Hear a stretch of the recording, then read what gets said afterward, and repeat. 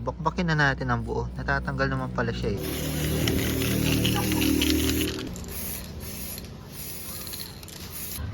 Yun oh, ganda niya tignan.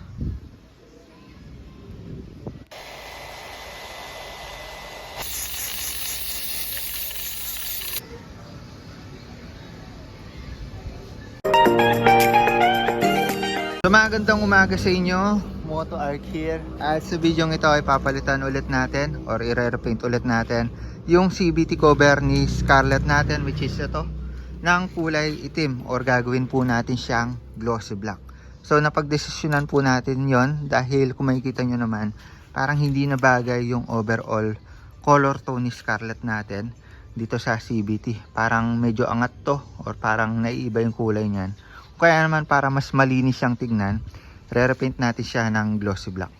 So may mga nakita na ako na reference na napakaganda ng glossy black sa kahit anong unit. Tapos samahan pa ng lining niya na kakulay ng body color po natin. So yan, bago natin siya i-repaint, bigyan ko muna kayo ng review dito sa dating ni-repaint po natin. So kung di nyo pa napapanood yung video ng pagre-repaint niyan, ilalagay ko po yung link sa description. So far, yung review natin dito, dahil ilang buwan na rin siyang nandito, nakalagay kay Scarlett natin, at napag long ride na rin, hindi naman siya nagkaroon ng mga cracks or ng bulutong or ng mga bakbak. Ayan, kung makikita nyo naman, napaka-kinis. Kasi quality naman itong Samurai. Nagkaroon lang tayo ng issue dito sa mga lining or highlights natin dahil sticker lang yan. So nung naglinis ako ng CVT natin, natuluan yan, nalagyan ng pang spray natin ng CVT, kaya naman nagbakbak ko. Ayan o. Tapos yung balak natin dyan, yung ganitong kulay ulit. So glossy black plus ganitong kulay na highlights, just gagamitin natin yung vinyl wrap natin para maganda siyang tignan, mas malinis tignan kumpara dito. Yung cons ko lang din dito, medyo dahil silver siya, medyo halata yung dumi dyan pag nalagyan ng dumi. Do alam ko mas halata pa rin nata sa black eh. Pero yun, mas trip ko yung black natin kay Scarlett ngayon, kung kaya naman re-repaint natin siya ng glossy black. So sa mga gagamitin po natin, ay meron tayo dito ulit surfacer, tapos meron tayong black, tapos meron tayong clear. So sa surfacer, ayan yung code UCH 210, ito rin yung ginamit natin nun na surfacer. Tapos black 30109 yung code. And tapos para lumitaw siyang glossy, meron tayong clear 1/128. So yung stock naman natin, alam natin 'di ba, kulay itim na yan. Medyo glossy na rin yun. Pero hindi masyadong angat yung kulay nung stock na kulay ng CVT natin eh. Kasi pinagmamasdan ko yung sa kapatid ko. Parang ganito lang siya yung kulay niya. Parang hindi siya sobrang angat. Pero yun, sa mga nakikita ko sa ibang motor, sa ibang video, angat na angat yung kulay kapag repainted siya. Tapos na clear coat pa siya ng glossy. Samahan pa nung lining na napakaangas. Yung bala ko nga sana dito is yung crankcase ng Airblade. Lalagay ko dito kasi kasya naman siya sa Honda Click. Mas maganda kasi lining ng letter C lang. Medyo minimalist. Pero yun, wala tayong makita sa marketplace at napakamahal naman ng brand new niya. So yun, ito na lang yung gamitin natin. Gusto kasi medyo naiiba eh. Ito kasi medyo usual na tong tsura natin na to. Pero yun, ganun pa man, ito na lang i-repaint natin syempre. So yun, sa preparation, kailangan muna natin tanggalin yung CVT po natin. So gamit lang po tayo ng mga 8mm dyan. Alam nyo na yung mga tornilyo nyan. Tapos tatanggalin natin tong cap cover. Gamit tayo Allen wrench. Ngayon, sa pagtanggal ng pintura, kung stuck yung mga pintura nyo dyan, ito lang gagamitin nyo. Efficient paint remover na spray remover. So ito, isang buga nyo lang, tanggal lahat yan. Eh ngayon kasi repainted na siya. Parang palagi ko mahirapan ang magtanggal ng pintura dyan. Kaya naman bumili pa ako ng Strepsol. So tignan ko na lang kung ano yung magiging effective. Tapos bumili tayo ng brush para pampahid sa Strepsol. Ngayon sa mga magtatanong kung worth it ba na i-repaint yan kahit na stock yung kulay niyan or kulay itim yung kulay niyan. Worth it siya guys, kasi iba yung pinagkaiba ng stock na kulay na itim versus sa repainted na itim. Mas angat yung pagka black niya at saka mas glossy, mas madulas. Kumbaga hindi agad kakapit yung mga dumi-dumi, mas madaling linisin. So base na rin sa mga nakikita kong ibang reviews. Tsaka mas ano siya, mas premium tignan yung CVT natin. Kahit stock lang siya kapag naka-repaint siya ng itim. Pero kung ayaw nyo na ma-hassle or mag-DIY, meron naman nabibili online na mga nag-add swap sa marketplace. Pero minsan limited stocks lang sila. Add swap nyo yung crankcase nyo, tapos papalitan nila ng repainted na. So may mga repainted na ganito yung kulay, may kulay itim, at kung ano pa, tas a-add na lang kayo ng mga 1,000 to 2,000 pesos siguro, depende sa quality tsaka kung saang seller kayo bibili, mga ganon. So yun, swerte na kayo kung may makita kayo nag-add swap na malapit sa inyo, kasi kung malayo yan, napaka-hassle pa. Pero yun, pwede nyo naman palalamove, diba? Tapos yun, sa mga gusto pong mag DIY at gusto kong sabayan, panoorin nyo na lang itong video para makita nyo yung proseso at yung magiging output natin. So syempre, first step natin, tanggalin natin itong CVT cover. Alam nyo na yan, may mga 8mm bolts po dyan, gamit tayo ng socket wrench.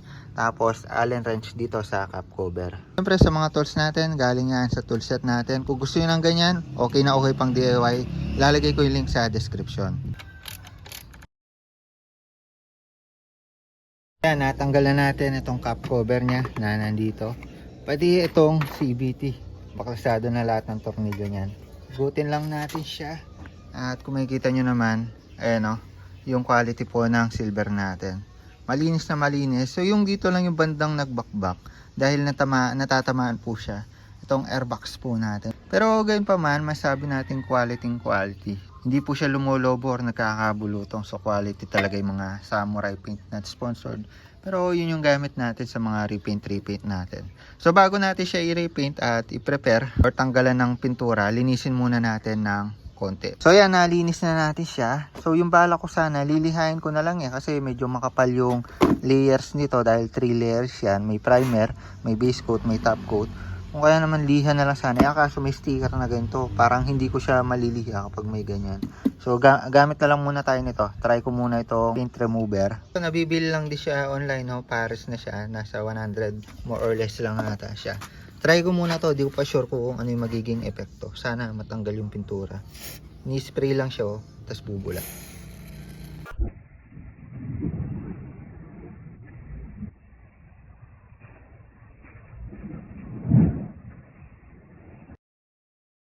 So yun, medyo nato yun nga, kung makikita nyo yung sticker, no? Nabakbak naman pala agad.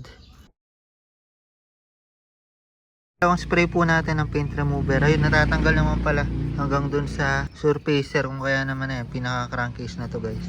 So kung kaya naman goal natin dito, bakbakin na natin ang buo. Natatanggal naman pala siya So kailangan lang tiyagayin pag ganito. Pero kung stuck pa yung pintura ng crankcase nyo, no hassle yan, bakbak agad So yan, nalinis na po natin yung mga crankcase natin. Natanggal na po natin yung huling pintura po niya. At also, tinapalan po natin ng metal epoxy yung part na medyo lubog dito, kung kaya naman may ganyan yan. Kaya flat na, wala kasi tayo yung pang masilya. Pero yan, okay na yan kasi matibay naman yung metal epoxy. Tapos ginrinder ko lang para pumantay. Tapos yun, nag-cut na rin pala tayo, guys, nung para dito sa Honda natin. May nabibili naman yung mga sticker kaso hindi kakulay nga ni Scarlett natin. Kaya naman mas okay ito. Kung ano yung kulay ng fairings natin, yun yung kulay mas okay. Kaya naman hinulma natin. Tapos nag manual cutting po tayo, ayan Tsaka dito sa lining po dyan para bumagay sa motor po natin, sa kulay ng motor. So next step po natin, syempre unahin na po natin top primer po yan. Tapos lagyan natin ng black. Tapos clear. So sa primer at black, sa primer pala siguro kahit isang coat na lang ako para hindi siya sobrang kapal, no? So make sure na lang natin na malagyan lahat para kapit na kapit yung black na ilalagay po natin. Sa black pwede tayo magkapal ng konti, siguro 2 coats. Tapos sa clear siguro kahit mga 2 to 3 coats, no? Para protektado talaga at saka tumagal siya. Kamukha nung una nating ginawa, which is yung silver. Tumagal, hindi agad nagbakbak kasi quality naman to samurai, guys Ready na tayo, first coat po tayo ng primer po natin. So isasabit lang natin siya, guys. Tapos sa mga sticker po niya, ilalagay po natin siya after ng itim po natin. So malalagyan po siya ng clear or makukutan po siya ng clear, no? Para hindi rin matanggal kasi binil naman to, though binil siya, pero yun baka matanggal katagalan. So lalagyan natin ito. Yung una natin nilagay, yung sticker, nagtutuklap siya kasi manipis lang, pero ito sana hindi siya tumuklap. para all goods po tayo. So yun, start na natin. Para ma-make sure na kumapit yung primer natin, sprayan ko siya ng alcohol, no, kasi baka may mga grasa-grasa pa dyan or mga part na hindi nalinis ng sobra. So para matanggal po yung mga madudulas na part, ayan, alcohol, tapos punasan pa natin. So yun, start na po natin with UCH 210 Surfacer. So yan, sa unang buga, ilayo lang natin kasi buo-buo pa yan. Tapos sa buga po natin, medyo layo natin ng konti para pinoy kumapit. Tapos mas okay maaraw, no? So maaraw pa naman, hindi lang masyadong nasisinagan to. Pero yun, mainit-init pa yung panahon. Tsaka mahangin, pero konti lang naman. Pero kapag medyo humangin, hinto muna natin. So yun, applyin lang natin ng buo.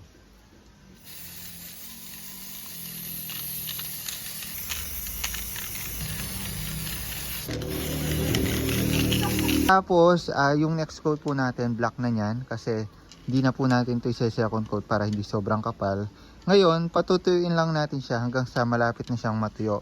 Hindi natin siya patutuyuin ng sobra, tapos lilihain kagaya ng ginawa ng iba. So, yung gagawin natin procedure, kagaya do sa first na ginawa natin. Patutuyuin lang natin siya hanggang sa malapit na siyang matuyo. Para pag-apply natin ng black, kapit agad yung black dito sa primer po natin. Tapos, hindi agad siya matutuklap. So, ganun lang yung process na ginagawa ko. Effective naman siya. So, yan, after ng mga 15 minutes, medyo patuyo na siya, no? Siguro mga 90% na siya, patuyo. Ayan, medyo bumabakit pa ng konti daliri natin. Applyan na agad natin ng black para kumapit po siya dito sa surfacer natin. So, ito, Samurai din, 3109 black. So, first coat po tayo. Tapos gagawin siguro natin dito kahit mga 2 coats para medyo makapal yung black po natin. So yung unang buga dito muna sa labas para hindi buo-buo. Tapos applyin lang natin lahat.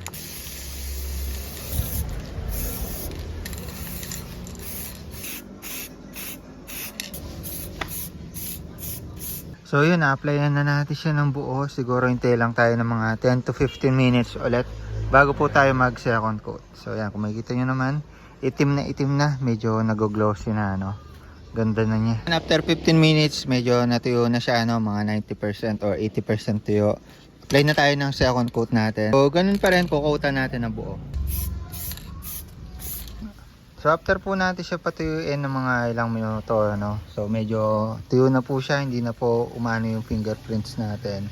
Pwede na po natin digat yung ating mga sticker. Yan, yung vinyl sticker natin, which is kakulay ni Scarlett. At yung Honda natin, at yung lining.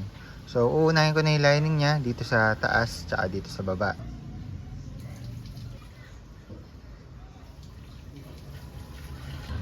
Yun, no? Ganda niya tignan.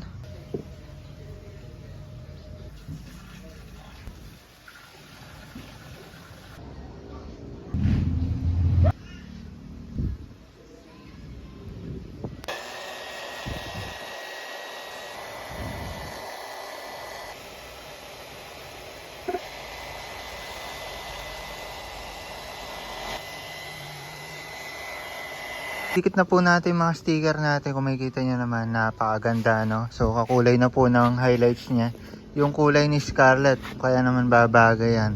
O syempre, last step po natin, i-clear coat po natin yan. Gamit pa rin yung Samurai. Clear coat po natin 1-128 clear Samurai. So 2 to 3 coats.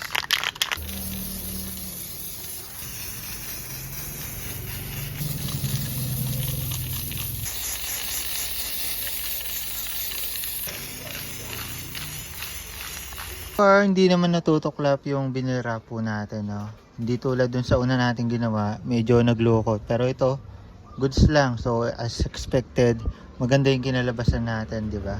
Napakaganda. So patuyin lang natin para maisalpak na natin sa ating mga motor. So yan, okay na po tayo dito sa crankcase natin. Napatuyo na natin. Assemblein lang natin cap cover. Salpak natin sa motor. Tapos bigyan ko lang kayo ng kapirasong montage.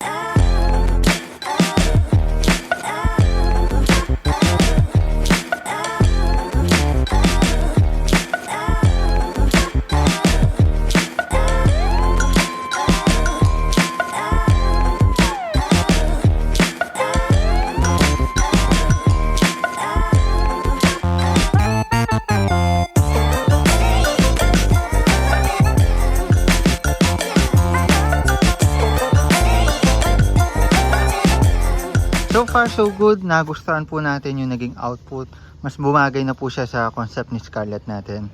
Malinis po tignan, hindi masyadong pansinin. Also compared po sa stock na crankcase po natin, mas makintab na po yung datingan niya, no? Mas malinis tignan. Also, mas nagpaganda pa sa kanya yung highlights niya na kakulay po nitong fairings po ni Scarlett po natin. Kung kaya naman bumagay po yung ginawa po natin. So ilalagay ko po lahat ng link ng mga ginamit natin dito sa description. Check nyo na lang or tap nyo po yung screen. Dito sa lower left may basket po dyan. Ang muna para sa video nito, the more click, the more you know. Glossy black crankcase para dito sa ating mga motor. Ganda oh, kintab. Bye bye.